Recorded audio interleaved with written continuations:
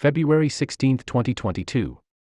A high-volume cyberattack that temporarily blocked access to the websites of Ukrainian defense agencies and banks on Tuesday was the largest such attack in the history of Ukraine, according to a government minister. Speaking at a press conference Wednesday, Ukrainian Minister of Digital Transformation of Ukraine Mikhailo Fedorov added that it is too early to tell who was responsible for the attack. The so-called distributed denial of service (DDoS) attack, which bombarded Ukrainian websites with phony traffic, was coordinated and well-planned, officials said.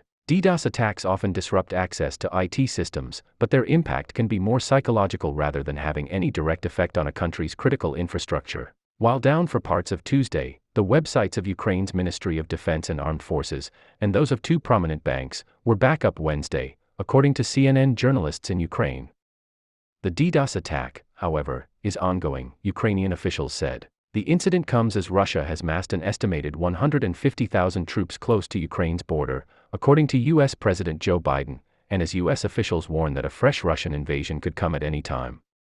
Russia has denied it is planning to invade Ukraine. The U.S. government is investigating the cyber attack on Ukrainian websites, a top State Department official said Wednesday, while suggesting that Russia has a history of carrying out such hacks. But who is best at this? Who uses this weapon all around the world?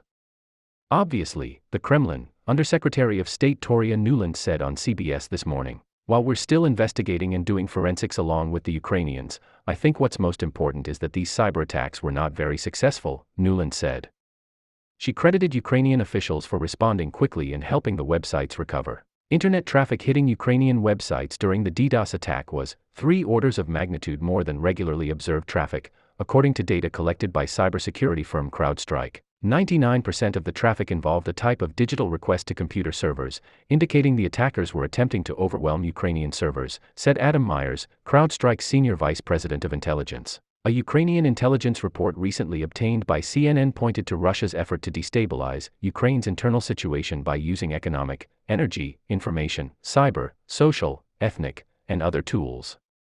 Ukraine has concluded that Russia and Belarus were responsible for a separate cyber attack that hit government websites last month. As a result of a massive hacker attack on the night of January 14, 2022, the web pages of the government of Ukraine were shut down.